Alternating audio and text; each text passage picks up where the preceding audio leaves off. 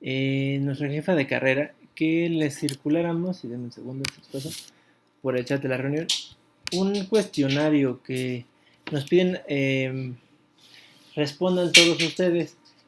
No sé si ya les tocó en otras materias, si no, porfa, no les encargo que respondan este. Les toma 2-3 minutos, entonces si quieren durante la clase irlo respondiendo, por favor, ¿no? No está largo, en realidad está sencillito, pues son más bien preguntas de antecedentes de ustedes, pero no lo dejen. Es un formato de Google Docs, entonces está facilito de llenar. Bueno, en lo que van llenando, ¿no? Yo empiezo la clase. Eh, Vamos a iniciar. Hasta digamos, la clase pasada les dije, ¿no? Vamos a comenzar a revisar el trabajo de la organización a partir de los tres pilares de la organización. Uno es la paz y la seguridad, el segundo es el desarrollo económico y social y el tercero serían los derechos humanos. Hoy nos vamos a concentrar, o vamos a comenzar, digamos, la discusión sobre el tema de el desarrollo y peculiarmente cómo es que el desarrollo aparece, ¿no? En la Agenda de Naciones Unidas, ¿no?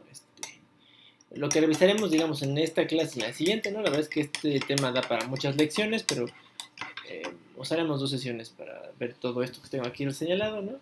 Primero, pues las principales características del paradigma dominante, ¿no? Este es el de la paz y la seguridad, ¿no? Eso es lo que concentra el trabajo de la organización durante la mayor parte de su tiempo. Luego, veremos cómo a partir de esto el enfoque se incorpora los temas de desarrollo, pero no es que no estén ahí, sino cómo es que en realidad alcanzan el nivel que tienen hoy en día. Eso desde el desarrollo en su sentido más simple hasta la Agenda 2030. Los que hicieron su actividad del video, ¿qué les pareció? ¿Qué es la Agenda 2030? ¿Les parece que es mucho, es poco, son pocos temas? ¿Es alcanzable, es inalcanzable? ¿Qué piensan?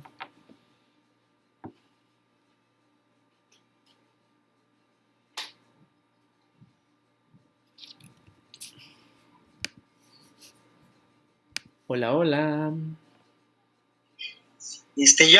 Profe, si gusta. A ver, Brandon, Pues bueno, primero referente a la actividad o directamente a la Agenda 2030. Pues si quieres a la agenda, porque la actividad voy a leer, bueno, no leer, te voy a escuchar claramente al rato, pero cuéntanos, ¿qué te pareció? ¿Es ambiciosa? Pues digo, yo creo que, uh-huh. No, digo, creo que tiene puntos muy importantes. Yo no creo que sea tan real que se pueda cumplir para la fecha establecida. Uh-huh. Sin embargo, digo, yo creo que es bueno tener el conocimiento de cada uno de los objetivos que tiene la Agenda 2030, ya que pues al final del día es para un desarrollo sostenible, ¿no? Digo, hablando de desarrollo sostenible, estamos hablando de cuestiones económicas, sociales y ecológicas. Y digo, al final del día se busca el bienestar general, entre otras cosas, la erradicación de la pobreza, etcétera. Entonces, digo, yo creo que es un tema muy importante y no creo que sea tan real que se vaya a resolver en la fecha que se ha establecido. Entonces, será como lo que yo podría opinar de la Agenda 2030. Perfecto, Brandon, gracias. Ana Carla anda como en la misma tónica que tú. O sea, es mucho, ¿no? Me parece que no se va a alcanzar. Bueno, les cuento, bueno, de eso vamos a hablar estas dos clases, así que vale la pena el chisme. Cuando se negoció, a mí no me tocó directamente negociar la Agenda 2030, pero digamos que en relaciones se armó como un equipo de trabajo que preparábamos los elementos para nuestro negociador que iba a Nueva York, a cada una de las sesiones donde se negoció el contenido y luego los objetivos. Y entonces, este es uno de los grandes problemas, ¿no? Porque tenemos una agenda que dice muchas cosas, pero ¿cómo lo logras, no? Ahí está el secreto, ¿no? Lo que decíamos y más o menos quedó, porque la verdad es que eso, ya les dije, no, negociar esto es pelearte no con uno, sino con 193 que piensan diferente a ti. Algunos no tanto y otros más de lo que tú piensas. Lo que proponíamos México era un doble ejercicio. Uno, que hubiera, aunque los objetivos, los 17, son, digamos, aspiraciones, ¿no? Erradicar el hambre, salud universal y otras cosas. Pero que cada país pudiera determinar el indicador con el que iba a medir eso. O sea, todos vamos, por ejemplo, hambre cero, ¿no? Es el objetivo 1. Hay una serie de metas al interior del objetivo que hay que cumplir para llegar al hambre cero. Bueno, esas metas tuvieran objetivos individuales por cada país y que cada país se encargara de cómo desarrollar esos indicadores, ¿no? Cómo lo iba a medir, ¿no? Porque además vimos que ahí estaba todo el secreto, ¿no? Claro, pues es que medir, por ejemplo, medir pobreza, pues es una gran aspiración, ¿no? Pero ¿cómo se mide la pobreza? ¿Qué entendemos por pobreza? Pobreza solo es el ingreso y entonces, ¿no? Si logramos que más personas crucen el umbral del ingreso diario de $1, $1.50, pues ya lo hicimos, ¿no? Es una manera de lograr reducir la pobreza, ¿no? Entonces, bueno, hubo una discusión ahí más o menos acalorada y la propuesta mexicana más o menos quedó. O sea, más o menos quedó porque tenemos que hacer cada país indicadores individuales del avance y al final pues hay que compartirlos ante un grupo de expertos de Naciones Unidas que van a hacer evaluación, digo, porque tampoco hagas chanchullo, pues, ¿no? Hagas unos indicadores ahí muy mal hechos y no midas un avance real y entonces no lo cumplas. Sí son muchas cosas y algunas son muy complicadas, ¿no?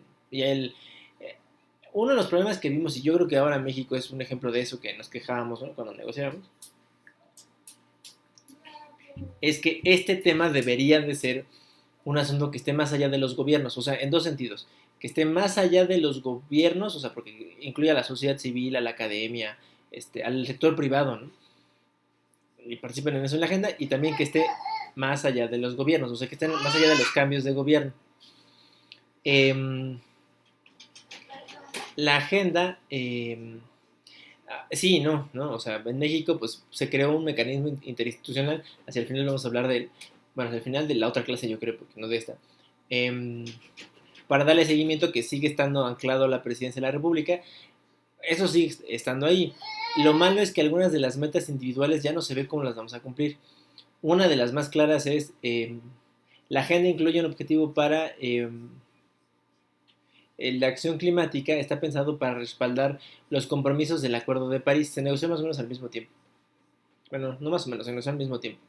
En septiembre de 2015 se aprobaron los objetivos y el Acuerdo de París se aprobó en diciembre de 2015, en el mismo año. Entonces, pues probablemente con los compromisos del Acuerdo de París no vayamos a cumplir, porque ahí México se comprometió a que para 2030 el 30% de la energía que se produciera en el país, 35%, fuera a partir de fuentes renovables. ¿Ustedes creen que lo vamos a lograr? No. Está como difícil, ¿no? Y menos, a ver, digamos, estaban las inversiones previstas para lograrlo. O sea, cuando lo anunciamos en el 2015, estaba previsto un calendario de inversiones para traer, o sea, suficiente, ¿no? Y se instalar energía eólica, sobre todo. Eh, y solar, ¿no? Unos parques de energía eólica y solar que fueran alimentando más ciudades, sobre todo ciudades pequeñas, pero bueno, para hacer la diferencia. Pero pues con este gobierno, con eso de que le tiene miedo a la inversión privada y sobre todo ya dijo que no, que le vamos a invertir al carbón otra vez y al petróleo, pues va a ser difícil que lleguemos a esa meta, ¿no? Es un problema los cambios de gobierno, porque entonces hay compromisos que luego no se respetan porque pues llega el nuevo y se le ocurre otra cosa. En fin, eso le pasa a México y le pasa a muchos países, no solo aquí. Bueno, avancemos pues con lo que vamos a ver hoy, si no, no nos da tiempo de nada. Esto ya lo habíamos visto, ¿no? Ustedes leyeron la Carta de Naciones Unidas, especialmente el preámbulo, los propósitos y los principios de la Carta, ¿no? El preámbulo dice esto, ¿no? Que las Naciones Unidas se constituyen para preservar a las generaciones venideras del flagelo de la guerra, o sea, paz y seguridad. Reafirmar la fe en los derechos fundamentales del hombre, o sea, la agenda de derechos humanos. Crear condiciones para mantener la justicia y el respeto al derecho internacional, pues ahí lo dice, ¿no? Derecho internacional. Y hasta la cuarta consideración, promover el progreso social y elevar el nivel de vida de un concepto más amplio de libertad, ¿no? Quién sabe qué dijeron, pero bueno, eso suena a desarrollo económico y social. No solo el preámbulo, sino el artículo 1 que habla de los objetivos de las Naciones Unidas, los propósitos, ¿no? Incluye en el artículo 1.1 pues lo que ha sido el enfoque central de la organización, ¿no? La paz y la seguridad. Velar por ella. El tercero es el desarrollo, pero fíjense, aquí está todo mediado por un concepto que ¿cómo nos va a dar lata, no? A ver, para hacer esto menos cansado, a ver, ¿alguien quiere buscar? Googleenlo si quieren, ¿eh? No tiene que ser muy especializado. ¿Qué significa cooperación internacional? A ver, échenlo en la buscada.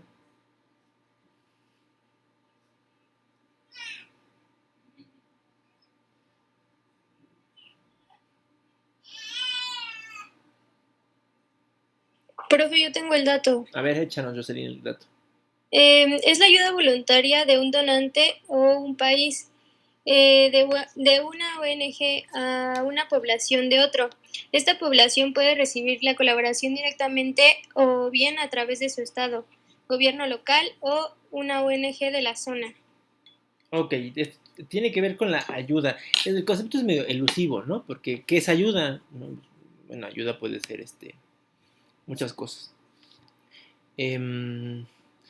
Normalmente tiene que ver esa ayuda con donaciones, o sea, con que una entidad, puede ser exactamente otro gobierno, una ONG o un organismo internacional, provean de algunos recursos. Pueden ser en especie, o sea, materiales, monetarios o incluso apoyo de personal, ¿no? Cuando mandas maestros a una zona eh, alfabetizar, pues es un tipo de esta ayuda, ¿no? Es una donación, porque estás poniendo el sueldo del maestro, ¿no? Y normalmente los viáticos, para que esté ahí.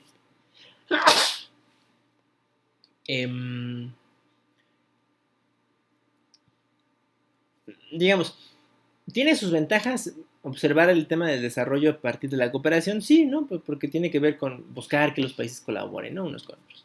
Pero también tiene muchas desventajas, porque ustedes creen que, por ejemplo, un tema como este de la pandemia, que es un asunto de desarrollo, ¿se resuelve solo con simple cooperación? Cooperación entendida así, ¿eh? Cooperación como ayuda de uno a otro. ¿Solo se necesita cooperación? ¿O creen que necesitemos otra cosa? Piensen en la pandemia, todo lo que implica la pandemia, ¿no? Desde la colaboración de los científicos, los intercambios entre los gobiernos, la dotación de las vacunas, estas cosas son muy importantes, ¿no? La investigación médica. ¿Necesitamos solo cooperación o necesitamos más cosas?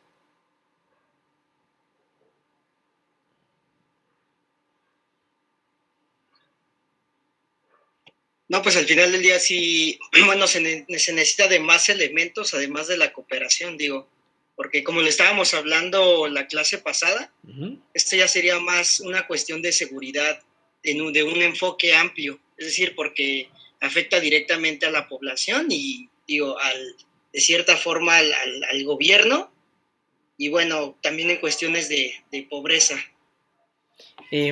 Justo, Brandon. A ver, fíjate, ahí tienes un enfoque ya desde cuál partir, ¿no? Por ejemplo, si lo pensamos desde el enfoque de seguridad ampliado, pues no, hay algo más que hacer, ¿no? Em, yo creo que no me acuerdo si ustedes o en otro grupo, pero si no, lo repito con ustedes. Uno de los grandes problemas, ¿no? Es que luego los organismos se encasillan en esto, en la cooperación, entendida como eso, como la ayuda del exterior a nuestros problemas nacionales. No está mal, lo hacen, ¿no? Pero no es todo lo que hacen. Si reducimos a los organismos a solo cooperación, tenemos la desventaja, y luego en cooperación para el desarrollo, como esto, que puede haber cooperación militar, pero en cooperación para el desarrollo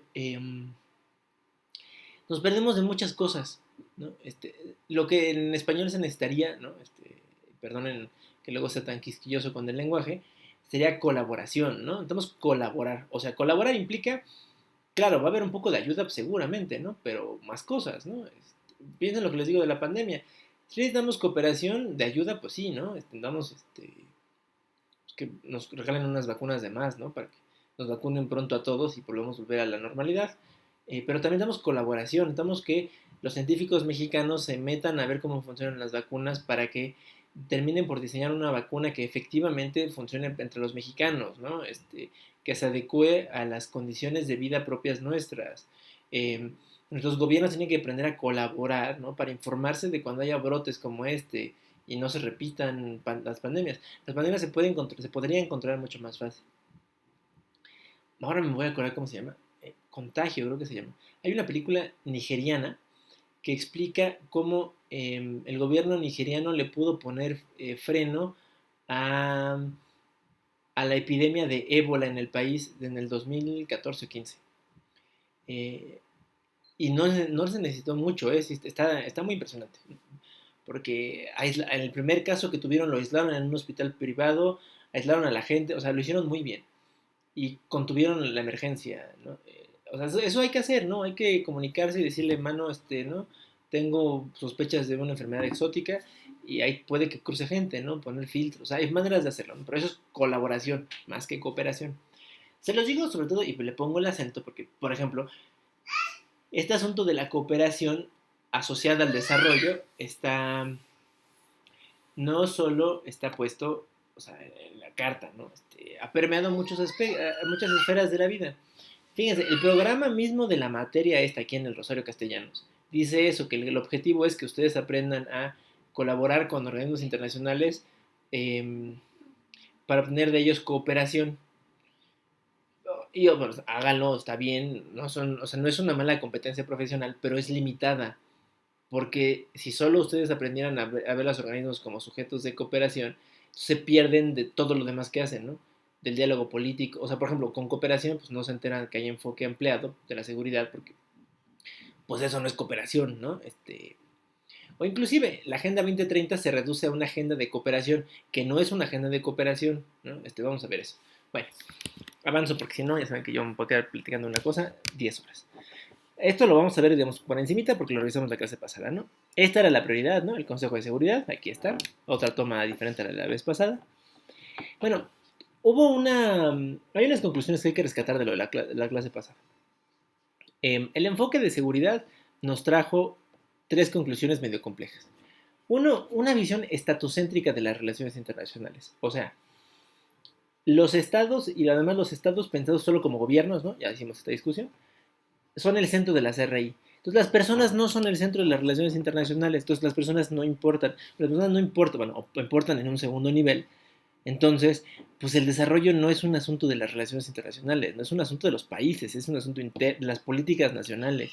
Entonces, pues no hay que hablar de desarrollo, ¿no? O sea, le quita eso prioridad cuando hablamos de seguridad, ¿no? En el sentido restringido, porque hablamos solo de la seguridad de los gobiernos, ¿no? Y entonces, ¿importan las campañas de vacunación? Pues no, ¿no? Porque eso es política interna, eso no es seguridad internacional. De hecho, con esa lógica, ¿ustedes creen que la prevención del delito en este enfoque es un tema de seguridad, o es un tema de desarrollo?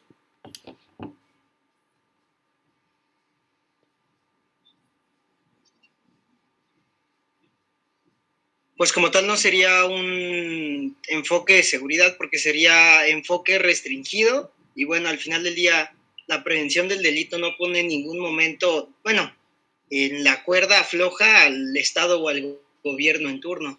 Exacto. Entonces, como tal, no sería un enfoque de seguridad. Y entonces el tema de prevención del delito pasa a la agenda de desarrollo y no la de seguridad. O sea, solo quiero que noten cómo el enfoque es medio problemático. A ver, a la fecha sigue siendo así. En Naciones Unidas, el Consejo de Seguridad nunca en su historia ha tratado el tema de la prevención del delito, porque en Naciones Unidas el tema de prevención del delito no se revisa en el órgano de la seguridad, sino se revisa en los órganos que ven desarrollo.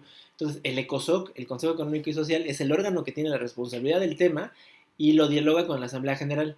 Y el Consejo de Seguridad, mire, dice, ese no es mi tema. Eso es allá un tema social, ahí váyanse a pelear con los delincuentes ustedes, porque eso no es seguridad internacional. Bueno, de ese nivel ha sido la distinción, ¿no? Esta separación temática ha generado unas barbaridades, ¿no? Esto que les dije, ¿no? La separación entre desarrollo y seguridad, aunque podrían compartir espacios, no lo pasa, no sucede. Y hasta el financiamiento. Llevo toda la mañana acordándome y contándoles una anécdota que también les voy a contar a ustedes, ¿no?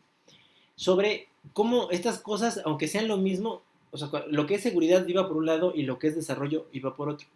Sigue siéndolo, ¿eh? O sea, todavía hoy es un problema. En el 2016, cuando yo trabajaba en relaciones, les conté, ¿no? Yo era responsable de asuntos de salud en foros internacionales. Bueno, como ese era mi tema, eh, en ese año, en el 2016, hubo una conferencia de la Convención sobre Armas Biológicas y la persona que se encargaba de armas biológicas me dijo, oye Alberto, te quiero hacer unas preguntas, ¿no? De algunas cosas nos surgió la duda, ahora que nos estamos preparando, ¿no? Entonces, fui a revisar los papeles con ellos y me contaron, ¿no? Que esta convención de armas biológicas, bueno, pues tiene un gran problema que es, nadie sabe exactamente si un país la cumple o no la cumple, ¿no? Porque claro, mientras nadie usa una arma biológica, pues la estamos cumpliendo todos, ¿no? Pero no lo podemos saber en la práctica, pues porque no tenemos un mecanismo para vigilar que efectivamente así sucede. Y entonces había salido en el contexto de las negociaciones de esa convención la propuesta de crear una red de laboratorios a nivel mundial que tuvieran como propósito, pues, digamos, hacer una chamba de vigilancia epidemiológica. Vigilancia epidemiológica quiere decir que cuando, si, o sea, estar al pendiente de las enfermedades que hay en un país, ¿no? Cuando encuentres un caso raro de lo que sea, identificarlo, aislarlo y verificar cuáles fueron todos los contactos que tuvo esta persona. En términos de armas biológicas está increíble, ¿no? Porque si a alguien se le escapa de un laboratorio una cosa con la que estaban trabajando, pues lo agarras luego, ¿no? Y lo rastreas y perfectamente puedes llegar al origen. Eso se puede hacer, ¿eh? De hecho, digo, es una pena que aquí el doctor López Gatell, que además ayudó a desarrollar ese sistema, porque él fue de los impulsores de esto, no lo haya utilizado ahora para el coronavirus. O sea, cuando él estaba a cargo de la respuesta al H1N1, se desarrolló este sistema, pues, de vigilancia. Y se puede hacer, y México, o sea, de hecho, estamos en el top 10 de los países que sabían hacer esto. Bueno, entonces, en el contexto de armas biológicas andaban planeando hacer una cosa de estas, ¿no? Y claro, eso implica pues recursos, ¿no? Entonces había un montón de países que decían, bueno, si vamos a crear este sistema de vigilancia de las armas biológicas, damos lana para los laboratorios, ¿no? Porque eso cuesta, ¿no? Hay que capacitar a la gente, hay que comprar equipo, hay que tener todo un seguimiento durante un tiempo para que esto funcione y luego ya, muchas gracias por participar. Entonces, cuando me contaba mi colega la propuesta, yo le decía, fíjate que en OMS, en la Unidad de la Salud, que era la que yo veía, le digo, estamos metidos en una discusión muy similar, porque en el 2005 aprobamos un documento que sirve para gestionar crisis sanitarias, como lo de ahora, lo del coronavirus. Le dije, y uno de los compromisos que adquirimos todos los países por haber aprobado ese documento era desarrollar un sistema de vigilancia con el que tú me estás contando. O sea, laboratorios que tengan la capacidad para hacer esta vigilancia, ¿no? A nivel país. Y además, generar bases de datos, ¿no? Fácilmente conectables con otras bases de datos para que pudiéramos tener información en tiempo real de varios países, ¿no? Y la OMS estaba trabajando en un software que nos ayudara como a cachar estos datos, ¿no? Procesarlos y darnos tendencias, ¿no? De qué estaba pasando en el mundo. Entonces, básicamente era exactamente lo mismo, nada más que con la etiqueta OMS, que lo que ellos estaban discutiendo en la Convención de Armas Biológicas. Entonces, la verdad es que México, digo, muchas cosas tiene, pero hay algo que lo que destacamos es en siempre decir verdades de estas, ¿no? De evitemos duplicación de funciones. Los países no necesitan dos laboratorios para hacer esto. El mismo laboratorio nacional que hace vigilancia epidemiológica para las enfermedades lo puede hacer para las armas biológicas. Al cabo que las armas biológicas terminan siendo tipos de enfermedades, ¿no? O sea, ahí no hay como de dónde. Ahí fue nuestra colega, la delegada, a pelearse por esta propuesta mexicana, ¿no? De esto ya existe en la OMS, no inventen, mejor vamos a reforzar aquel mecanismo y nos servimos del otro. Y entonces se le fueron encima a mi colega un grupo de países del centro de África, o sea, la República Centroafricana y creo que eh,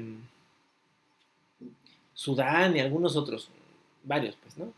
Eh, y el punto era que México pues les estaba evitando no ser sujetos de cooperación. Es como que cooperación. Claro, o sea, digamos, la propuesta era que pues, o sea, que se necesitaban los dos. Al cabo de las necesidades, ¿no? Mi compañera, la delegada, se acercó con los delegados de estos países para platicar un poco dónde estaba el asunto, ¿no? O sea, ¿por qué querían dos laboratorios, ¿no? Si estos mismos países ya habían dicho que no podían tener, en OMS habían dicho que no tenían dinero para armar ni uno, y en su convención también habían dicho que no había capacidades nacionales para armar nada. Es como, si estás diciendo que no puedes armar ni uno y ahora quieres dos, ¿no? ¿De qué se trata? Al cabo de una conversación parece ser que es muy larga y muy informal. Tan es así que todavía yo ni siquiera puedo acordarme cuál fue el país eh, del, bueno, el país de origen del delegado que le contó esto, le dijo, mira, la verdad es que necesitamos dos laboratorios, no necesitamos dos laboratorios. En realidad ya estamos construyendo uno para cumplir con lo de OMS, porque lo de OMS lo tuvimos que haber cumplido en el 2010 o 12 creo, y ya vamos en 2016, o sea, ya nos pasamos muchos años. Pero pues ya para que no nos estén molestando, ya empezamos a construir, o sea, jalamos recursos de algún otro lado y empezamos a construir. Necesitamos presupuesto para dos laboratorios para, primero, terminar el que ya empezamos, ¿no? Y capacitar a la gente y mandar a unos a estudiar a no sé dónde, ¿no? Para que aprendan, ¿no? Vigilancia epidemiológica bien. Hasta creo que le preguntaron si podían venir a México y había alguna como especialidad, y de hecho la hay. Acá, bueno. Y luego le decía, bueno, ya con eso entiendo, pero pues uno, ¿no? Entonces sacamos dinero de algún lugar para que armes un laboratorio. Y dice, no, no, no, es que tú no entiendes, ¿no? Y en un acto muy cínico me parece, pero bueno, me pasó muchas veces con los delegados de África. Decía, bueno, pues el dinero del laboratorio 1 es para terminar el que ya empezamos, el dinero del laboratorio 2 es para, y no, lo dijo tal cual, facilitar que funcione el laboratorio que vamos a armar, y fue como de facilitar, bueno, y luego le explico. Si nosotros nos quejamos de la corrupción en México, así nos parece espantosa, horrible, y lo es, allá es todavía peor, porque hay muchísimos casos, y de hecho los países nórdicos que son buenos donantes, ¿no? En este planeta, ¿no? Para estas cosas, siempre andan dando el dinero a cuentagotas, o así como lo decían hace rato ustedes en la definición de cooperación, ¿no? A través de ONGs locales o ONGs internacionales, o sea, pero no darle el dinero directo al país, porque cada que le depositan dinero directo a las cuentas de estos países, desaparece, o sea, dólar que cae, dólar que no llega a su destino. O sea, no es como aquí que dices, bueno, una mordida, ¿no? Dio una mochada, cobró una parte, no, no, nada, no llega un solo dólar a lo que se pide. Entonces, lo que estaba diciendo este hombre básicamente es que el costo del segundo laboratorio lo iban a utilizar pues para darle mordidas a todo el mundo, creo que desde el presidente hasta el portero del edificio, para que no estuvieran molestando a los técnicos que iban a trabajar en el laboratorio nacional, que se pretendía crear, ¿no? Bueno, a ver, esto es significativo de esto último que estoy diciendo, ¿no? En primer lugar, digamos, organizaciones, bueno, dos organismos en el seno de Naciones Unidas, la OMS y la Convención de Armas Biológicas, viendo el mismo tema, pero como uno lo ve desde el enfoque de la seguridad, entonces ellos estaban haciendo una cosa y nosotros desde OMS estábamos haciendo otra completa, bueno, otra que era la misma, pero como si no nos conociéramos, pues, como si no existiéramos. Eso es como de, oigan, pero pues que no es lo mismo, ¿no? Pues pónganse de acuerdo, ¿no? Al final del día los países, pues, digo, México es un ejemplo, pueden tener un buen sistema, no sé, un buen laboratorio que arme un buen sistema y ya, ¿no? No necesita doble, ¿no? Porque van a hacer lo mismo, ¿no? Y luego dos, el financiamiento, porque si no, si tienes dos entidades distintas, los países van a necesitar pues fuentes de financiamiento diferentes, ¿no? Para armar dos laboratorios, como en este caso, ¿no? O hay países que son muy trampos con la cooperación internacional, ¿no? Y le juegan a ver quién, de dónde saca más recursos. En fin, de estos hay muchas anécdotas que un día platicaremos. Pero vamos al tema de hoy, ¿no? El desarrollo, y le he puesto sostenible así porque quiero que vean cómo fue surgiendo, ¿no? El esquemita de ahorita voy a regresar porque me parece que es muy simbólico para explicar el desarrollo sostenible, pero ahorita que avance un poco, vamos a ver. ¿De dónde sale, no? A ver, el tema del desarrollo en Naciones Unidas, aunque ya está en la carta, tarda un rato, digamos, en volverse una prioridad. El primer momento para ello es la década de las Naciones Unidas para el Desarrollo, que comienza en 1960. En 1960 los países en desarrollo dicen, oigan, a ver, bájenle tantito a su relajito de las armas nucleares, los ensayos, la militarización de Europa Oriental, eso no nos importa. Queremos hablar de nuestras preocupaciones, desarrollo, queremos que nuestra gente tenga que comer, tenga salud, haya vivienda, ¿no?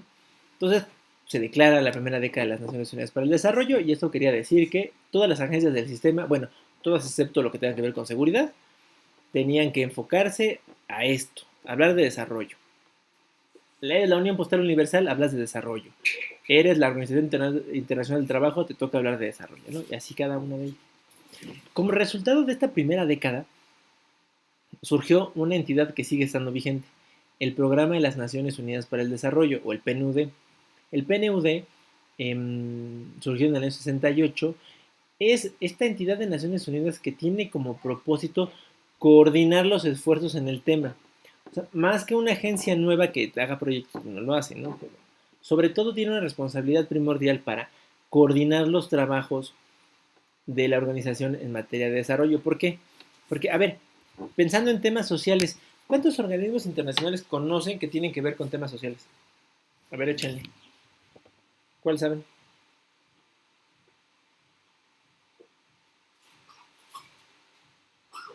¿Qué preguntó, profe? Disculpe.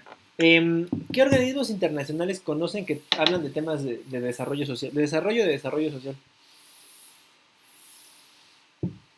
¿Podría ser la ONU? La ONU, digamos en general, pero además de la ONU, ¿qué otros conocen que hablen de temas de desarrollo?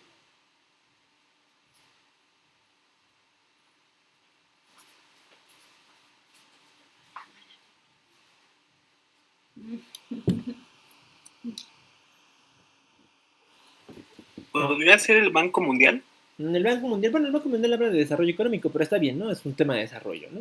Bien. O sea, ¿qué otras se les ocurre?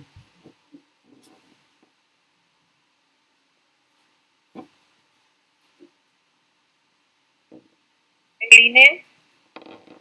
¿El cuál, Maggie? ¿INE? El INE, pero el INE no es nacional. El Nacional Electoral. Ah, sí, ¿verdad?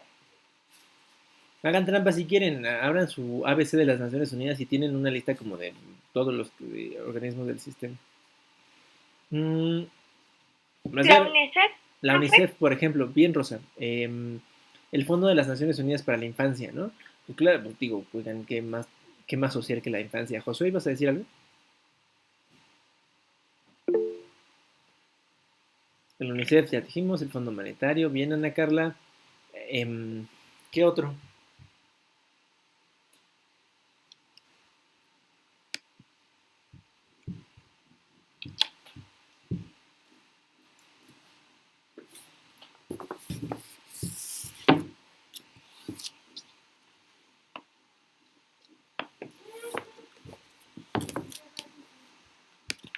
La Organización Internacional del Trabajo. Por ejemplo, es una muy buena, ¿no? Fíjense, ahí les doy. La UNESCO, muy bien. La base de datos de los SDG son los Objetivos de Desarrollo Sostenible, bien. El ONU-SIDA, el Programa de las Naciones Unidas para el VIH-Sida, el Programa de las Naciones Unidas para el Medio Ambiente, el Fondo de Población de las Naciones Unidas, el Programa de las Naciones Unidas para los Asentamientos Humanos o No Hábitat, el ACNUR, que es el Alto Comisionado para los Refugiados, UNICEF, que ya dijimos, una cosa rarísima, se van a reír, la UNICRI, que es el Instituto Interregional de las Naciones Unidas para las Investigaciones sobre la Delincuencia y la Justicia, que no es tan largo y tan feo,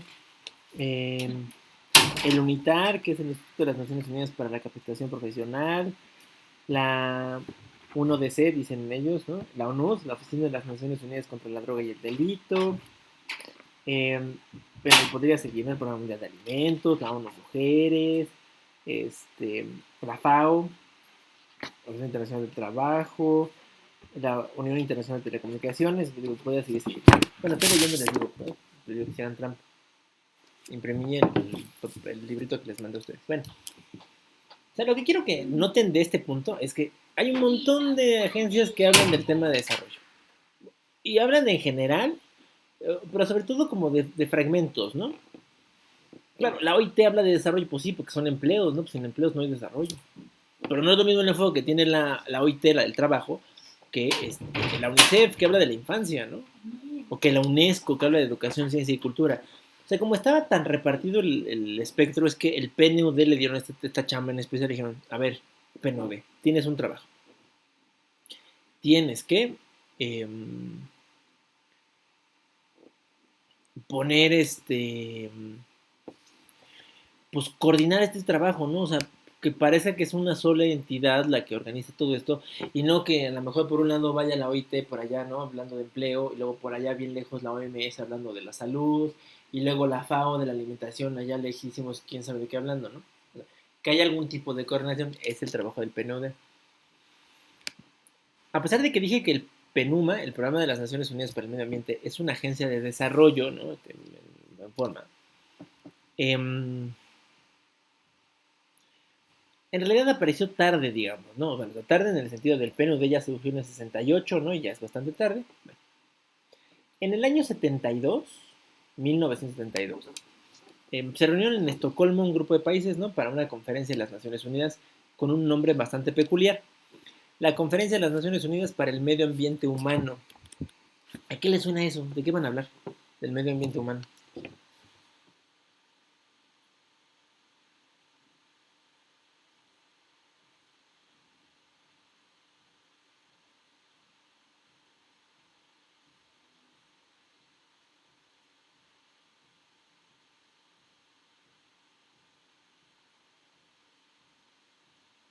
¿Puede ser de los problemas sociales, económicos, ambientales? Justo, Jocelyn. Fíjate que fue una mezcla como de todo. O sea, en Naciones Unidas se considera que esta es la primera conferencia donde se habla del tema ambiental. El problema es que pasa un poco como tú lo dijiste, Jocelyn. O sea, como un poco revuelto con todo, ¿no? No hay una prioridad de lo ambiental todavía. Inclusive hasta el propio nombre, ¿no? El medio ambiente humano. Entonces hay un medio ambiente no humano. ¿Ustedes creen que eso existe, el medio ambiente no humano?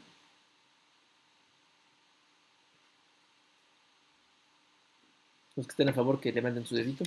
Los que estén en contra que bajen su dedito. ¿Lo puedo volver a repetir, por favor? Claro, la conferencia se llama la Conferencia del Medio Ambiente Humano. Entonces podríamos preguntarnos, si hay un medio ambiente humano, ¿hay un medio ambiente no humano? O sea, ¿eso existe? ¿Puede haber un medio ambiente que no sea humano?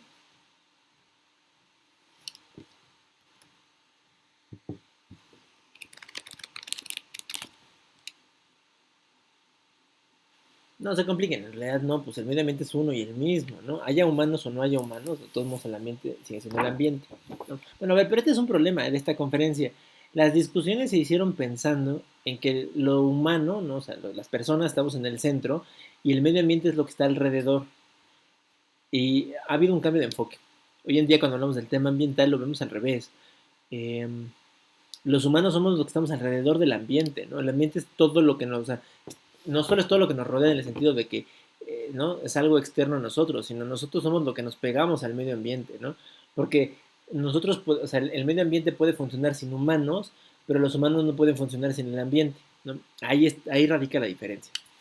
De esta primera conferencia que discutió unas cosas así que ni ellos sabían de qué estaban hablando, todavía no hay expertos ambientales como ahora, ¿eh? O sea, hay expertos como en conservación de especies, hay biólogos, pero no hay expertos ambientales como los tenemos hoy, ¿no? Que entienden, digamos, los cruces entre políticas y protección al ambiente, entre la economía, por ejemplo, ¿no? Y la necesidad de un uso sostenible de los recursos. O sea, eso todavía no hay en la discusión, ¿no? Todavía está muy centrado en cómo hacemos para que las personas vivan mejor. Eh, la conferencia tuvo varios resultados, ¿no? Dos que nos interesan. Hay dos convenciones. Una, CITES, que es una conferencia para prohibir el tráfico de el comercio de ilícito de especies. O sea, hay unas especies que están en peligro de extinción y entonces CITES hace un listado y prohíbe que se comercien esas especies. O sea, está feo porque entonces podrías capturarlas, pero y mientras no las vendas, pues no estás yendo contra la convención, ¿no? O sea, pero creo que vean el enfoque limitado, ¿no? O sea, el tema ambiental debería decir, no, bueno, pues prohíbes, ¿no? La caza y la de cualquier criatura que esté en peligro de extinción. La convención no habla de prohibir la caza, habla de prohibir el comercio ilícito. Entonces también cabe preguntarse, entonces ¿puede haber un comercio ilícito de especies en peligro de extinción? Eso no lo dice la convención, pues pero queda la duda. Y la otra es Ramsar. La convención de Ramsar es la convención para la protección de un tipo especial de ecosistema, los humedales. Los humedales son, para que les quede claro, ¿no? El ejemplo, pueden pensar en Xochimilco, es un tipo de humedal, perdón, o los pantanos, háganse de cuenta como en La Princesa y el Sapo, los pantanos donde andan en el bayou, dice Mamá Odi, Eso es otro tipo de humedal, esos son los humedales. Pues solo que la desventaja, o sea, es una buena idea la de la convención de los humedales, la de Ramsar, siguen vigentes ambas, pero Ramsar dice, miren, vamos a hacer una cosa, estos como son ecosistemas importantes porque son los que recargan los mantos acuíferos en diferentes zonas del planeta, y nos interesa que haya agua, vamos a delimitarlos y invitamos a los países a que protejan esas áreas que ellos mismos determinen que sean espacios Ramsar. Es una buena idea, pero pues no tiene ninguna clase de sustento institucional, porque más allá del nombramiento de zona Ramsar, pues no hay ningún tipo de protección. Si los países no tienen dinero, pues se pueden ir, ¿no? Por allá bien lejos. De hecho, México tiene varias zonas listadas como zonas Ramsar, y todas las que tenemos están en un descuido que son de vergüenza. Porque no, o sea, a ver, es como una buena intención, pero no está completada, ¿no? O sea, es como una buena idea, pero ahí les falta. Bueno, el tema del desarrollo sostenible aparece, no sé por qué no le puse fecha, ¿no? Como parte de el contenido de este informe, ¿no? En los 80s, ¿no? El secretario general de Naciones Unidas, ellos, a ver, ya previendo, ¿no?, algunos analistas este asunto de la escasez de los recursos, la crisis ambiental, la contaminación, convoca a un grupo de expertos y políticos de alto nivel, ¿no? La Comisión Brundtland o la Comisión del Desarrollo Sostenible, la Comisión de las Naciones Unidas para el Desarrollo Sostenible, junta a sus expertos, ¿no?, y políticos de alto nivel, que preparan este informe, ¿no?, después de una serie larga de discusiones sobre cómo entendemos el desarrollo sostenible, ¿no? Dice el informe de la Comisión Brundtland: está en manos de la humanidad hacer que el desarrollo sea sostenible, o sea, asegurar que satisfaga las necesidades del presente sin comprometer las capacidades de las futuras generaciones para satisfacer las propias. La primera cosa que dice es, a ver, queremos plantearnos, fíjense, esto lo están pensando ellos de cara al año 2000, ¿no?, que todavía faltaba mucho, pero bueno, ya están ellos viendo ese. Queremos empezar el nuevo milenio, así, ¿no? Teniendo seguro el desarrollo de hoy, de las personas que hoy viven en el planeta, sin comprometer el desarrollo de las generaciones que vienen hacia el futuro. Pero ¿cómo vamos a lograr eso, no? Pues, digo, suena muy bonito en el papel, ¿no? O sea, enmarquen esto y pónganlo en su cuarto para recordarlo todos los días, pero digo, más allá de enmarcarlo, pues no va a servir para nada. De lo que habla el informe Brundtland es de esto, del desarrollo sostenible, entendido como la capacidad que tengamos, ¿no?, para vincular estos tres aspectos de la vida: lo económico, lo social y lo ambiental. Es decir, dice el informe, ¿no?, podríamos vincular el desarrollo económico con en la cuestión medioambiental, y tendremos un desarrollo viable, ¿no? Porque pues atendería a los principios económicos, pues, respetando el medio ambiente, ¿no? Y eso le dará viabilidad. Podríamos vincular el desarrollo económico con el desarrollo social, ¿no? Tenemos un desarrollo equitativo donde desaparezcan las desigualdades, porque no solo importaría el crecimiento económico, sino también las mejores condiciones de vida para todos. O podríamos vincular el desarrollo social con el medio ambiente, y eso haría un desarrollo vivible, ¿no? Porque no solo se trataría de que las personas tengan mejor calidad de vida, sino además tengan mejor calidad de vida en un entorno saludable. Con entorno saludable me refiero no solo a la salud, digamos, de los humanos, sino que lo que esté sano sea el entorno, ¿no? El aire sea limpio, el agua esté de buena calidad, las otras especies no humanas, es así, convivan en óptimas condiciones con lo humano, ¿no? Eso sería vivible. Ahora, lo que reconocemos en el informe Brundtland es que si lográsemos combinar las tres cosas, alcanzaríamos algo que sería el desarrollo sostenible. Porque entonces, ¿no?, permitiría el crecimiento económico, la mejora de la calidad de vida de las personas y la conservación del medio ambiente. ¿A qué le suena esto del desarrollo sostenible? ¿O cómo creen que se plantearon lograr?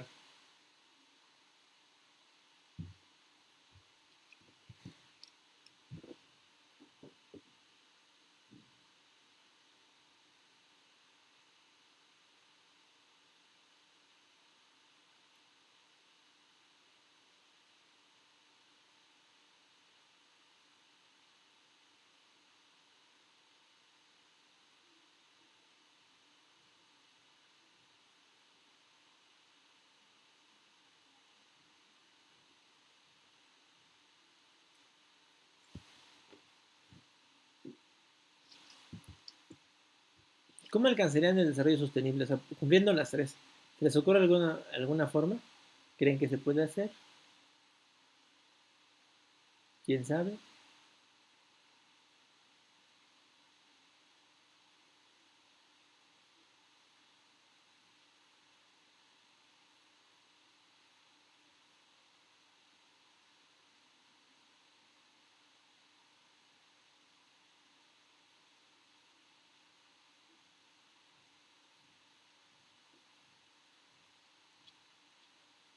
¿Están ahí? Hola, buenas noches, ¿cómo les va? Mucho gusto.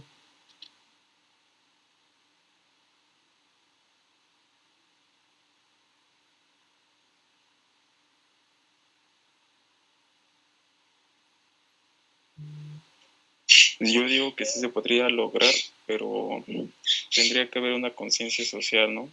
Por inicio, más que nada, concientizar a la sociedad. Bien, Carlos, ¿no? A ver, creo que lo ha dicho, o sea, ya es una conclusión que los líderes mundiales se tardaron como 30 años en descubrir, ¿no? Em, Esto no lo pueden hacer solo los gobiernos. Y aquí, ¿no? Roberto Carlos lo dijo muy bien, ¿no? Pues porque si la gente no se concientiza en que tienen que entrarle a todo al mismo tiempo, pues no se va a poder, ¿no? O sea, que la preservación del ambiente va asociada a la mejor calidad de vida de las personas, ¿no?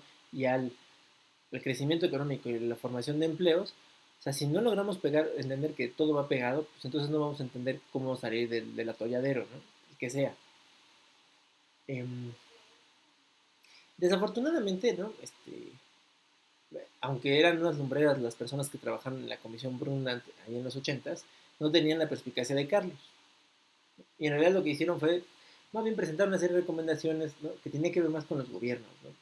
Que los gobiernos pues que trataban de crear áreas especializadas en sus gobiernos que se encargaran del tema ambiental, que trataran de, o sea, que es decir, que comenzara la discusión interna sobre qué era el medio ambiente y cómo se puede atender, ¿no? Por ahí apareció un punto para, por ejemplo, incorporar la educación ambiental a los programas de estudio. En México eso lo incorporamos hasta finales de los 90, hasta finales de los 90, o sea, como 10 años después. Es decir, era una cosa lenta, ¿no? Y, pero pues tampoco nos decían mil cosas, nos decían como unas recomendaciones muy generales, pero tampoco parecía que eso fuera a resolver el problema. Digamos que hasta la Comisión Brundtland hay un ejercicio, hay una idea de vincular estas tres cosas que además en Naciones Unidas iban por su cuenta. El desarrollo económico siempre ha estado en manos del Banco Mundial, el Fondo Monetario y la Organización Mundial del Comercio. Estas tres más bien como que se habían organizado muy bien, trabajado de la mano, ir avanzando en los temas económicos. Eh, y en cambio, todo lo social, ¿no? Que son todas las agencias que dijimos hace rato, pues parecía que andaban como en otro canal, ¿no? Coordenadas por el PNV, sí, pero en su propia lógica. El informe de Brundtland es el primero que trata de conjuntar todo, ¿no? Pero le falta mucho. Yo creo que, o sea, es un gran esfuerzo para la época, pero todavía tendremos que ver varias cosas, ¿no? Para llegar hasta donde estamos hoy al menos. Bueno, ¿alguna duda de lo que vimos hoy?